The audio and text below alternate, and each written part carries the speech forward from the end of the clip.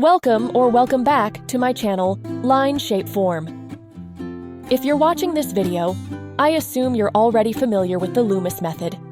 If not, I recommend checking out my video on front view head proportions according to Andrew Loomis, which is linked in the description box below. Many stylized characters, like those we see in manga and anime, often don't have realistic proportions. While it's fantastic if you can intuitively place the eyes, nose, and mouth when drawing your favorite characters, many people find this challenging. If you're one of them, taking a closer look at facial proportions can be incredibly helpful. Using the Loomis method, you can apply these divisions as guidelines to determine where to place the eyebrows, eyes, nose, mouth, and ears in relation to the height of the head. These guidelines will also assist you in constructing a head from various angles. Even when working with stylized characters that have different proportions, you can still rely on the same divisions as helpful references. For example, the eyes may not be positioned where they would be in a realistic adult or child's head. However, once you understand their placement in relation to the Loomis head structure and its construction lines from the front view, you'll be able to accurately position them from different angles. In this video, I'll show you how to easily set up the Loomis head structure for any character to understand their proportions. All you need is a single reference image of the character's head from the front view. There are a few key points to keep in mind, so let's go through this step by step. The steps are very simple. I've got a traced image of Goku from Dragon Ball as an adult. First, let's figure out where the top of his head is. Just follow the line of the side of his face upward. Now, when it comes to the shape of his head and how much volume the hair adds on top, it's really anyone's guess. Just take a guess at where the top of the head could be and see what looks acceptable. With many stylized characters, the space between the hairline and the top of the head is often wider than it is for realistic people. If you're unsure about the height of the head, don't worry too much about it. Just make a decision. As long as you're aware of the volume of the hair that needs to be added later, it will all work out. Next, we need to measure the height of the head. Draw a vertical line from the chin to the top of the head, right in the middle, like this. Divide the height into 7 equal units. The segment of these 6 units put together represents the diameter of the sphere that makes up the cranium. And this point marks the midpoint of the circle, which also represents the brow line in the Loomis head structure. If you're working traditionally, you can use a pair of drawing compasses to create the circle. From the chin up, every second marking indicates a key point in the Loomis head structure, including the bottom of the nose, the eyebrows, and the hairline. As you can see, the positions of Goku's eyebrows, eyes, and nose don't align with the Loomis guidelines, but they will still serve as useful references for us. So let's take a closer look at the positions of the facial features. The bottom of the lips is positioned similarly to the Loomis head, just above the Unit 7 mark, with both the mouth and the nose located in the top half of Segment 1. The eyes are positioned above Unit 6, at the bottom of Segment 2, where the bottom of the nose is typically located in the Loomis head. The hairline can involve some guesswork, and you may not always find reference images. In most cases, it's fine to make an educated guess. If you find it challenging to estimate, remember that in the Loomis head, Segment 3 has the same height as Segments 1 and 2. This means that the height of the forehead is equal to the distance from the chin to the bottom of the nose, or from the bottom of the nose to the eyebrows. However, with Goku, these two sections have different measurements. The distance from the chin to the nose might be too short for a forehead, so I based my decision on the distance from the nose to the highest point of the eyebrow, and chose this as the height of the forehead. If you find it helpful, you can also divide both the left and right halves of the sphere's horizontal midline into thirds. Once you have established how your stylized head relates to the Loomis head and its guidelines, you'll be able to draw the head and facial features with the correct proportions. but always keep in mind that many artists draw intuitively without measuring everything. As a result, you may find that proportions can differ slightly from one drawing to another. Sometimes these differences are unintentional, while other times they are a stylistic choice.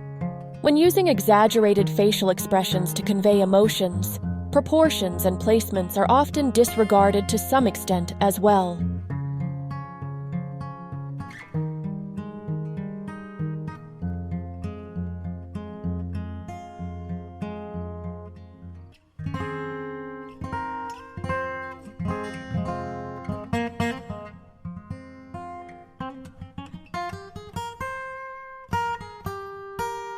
When drawing from reference, it's important to observe how different parts relate to each other in terms of position and size. For example, you can measure the width of the eye and compare it to the width of the ear.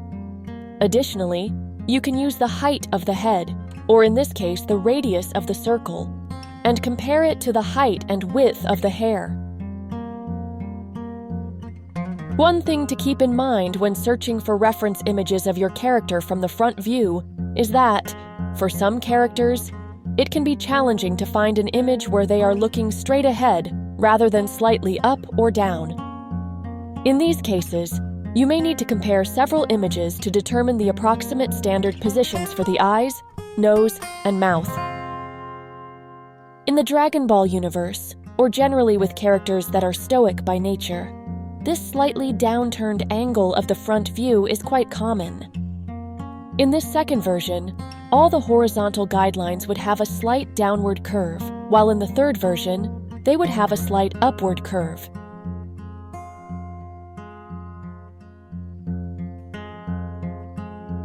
Let me demonstrate the differences in another way. I aligned the head at the chin to highlight the differences in positioning. Keep in mind that rules are often bent with stylized characters, and it's not always about realism and logic.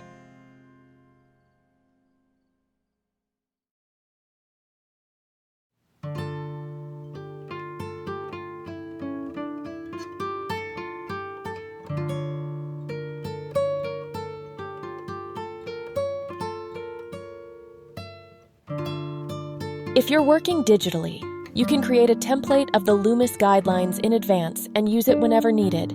You can open your reference image in your drawing software and either scale the image to fit the template or adjust the template to fit the image.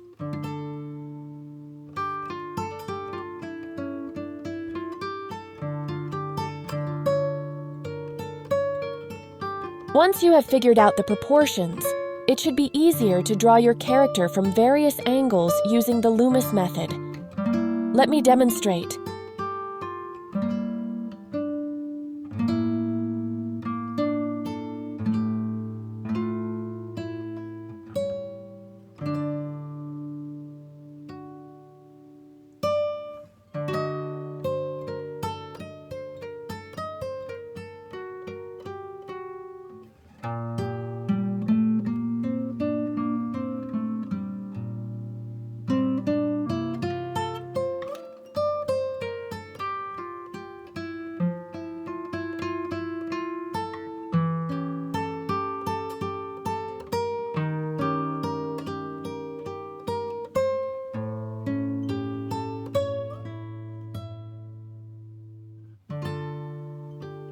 These guidelines provide us with all the information we need to segment the front of the face. As discussed earlier, these are the segments of a realistic adult head. Generally speaking, you can equate the diameter of the side circle to the distance between the hairline and the bottom of the nose line. So from the side view, it would look like this. But since Goku's head is wider than a realistic head, we need to reduce the size of the side circle. This adjustment means that the top of the side circle is no longer aligned with the hairline, and the bottom is also not aligned with the nose line. We know that the ears are located behind the vertical midline on the side of the face, positioned between the eyebrows and the bottom of the nose.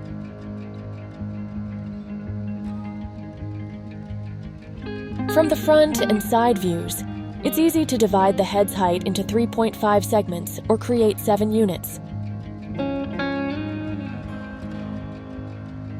But how do we create these segments on a head viewed at an angle? We already have the guideline representing the brow line, so we need either the hairline or the nose line to create a segment. To determine the hairline from an angle, we only need to find the approximate midpoint of the top left quarter of the circle or sphere.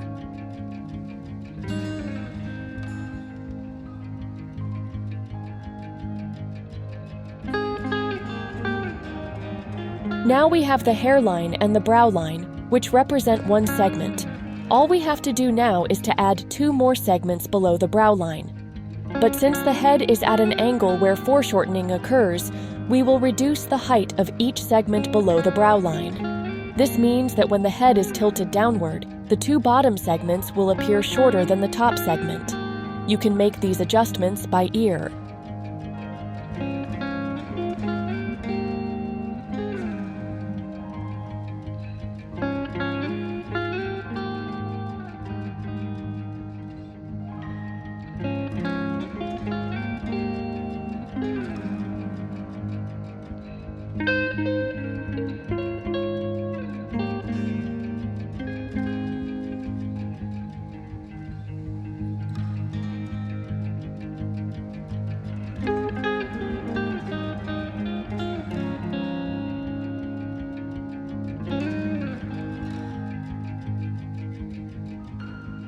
We know that the eyes are above this line.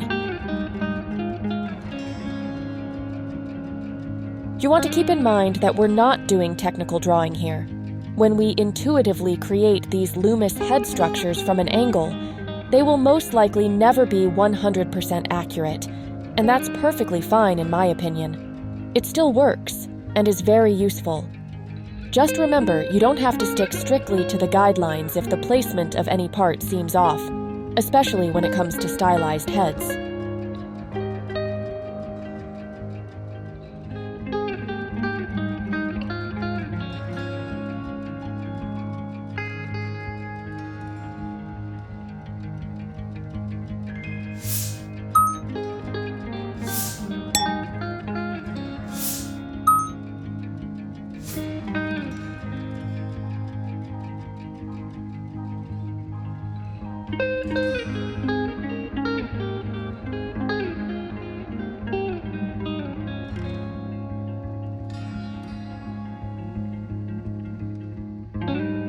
Alright, let's dive into the facial proportions of Goku as a child next.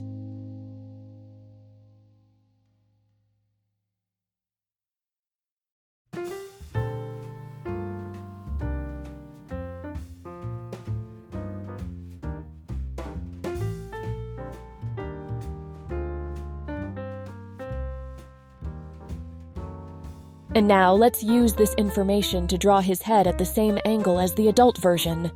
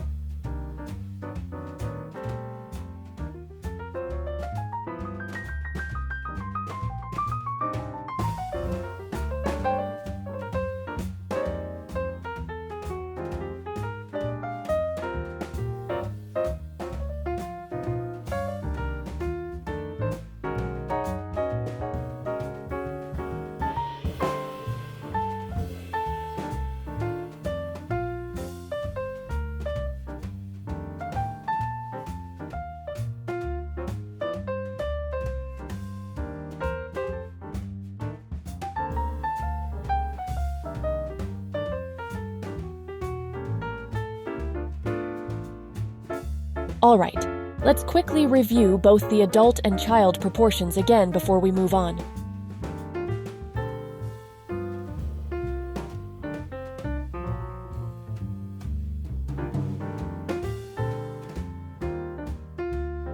I added these guidelines to indicate the width of the jaw at this particular point.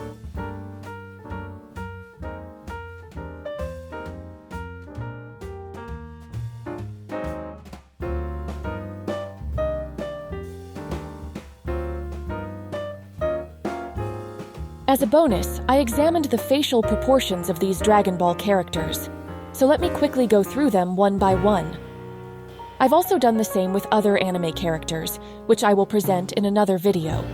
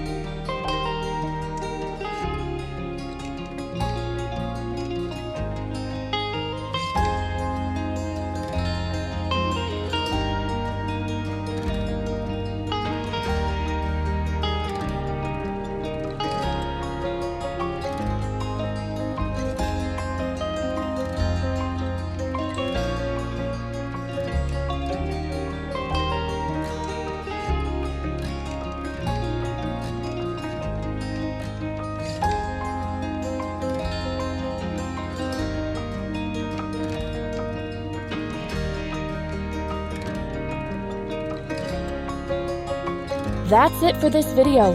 I hope you enjoyed the content. If you did, I'd appreciate a thumbs up or a comment. To stay updated on future uploads, please consider subscribing and don't forget to hit the notification bell. Thank you for watching.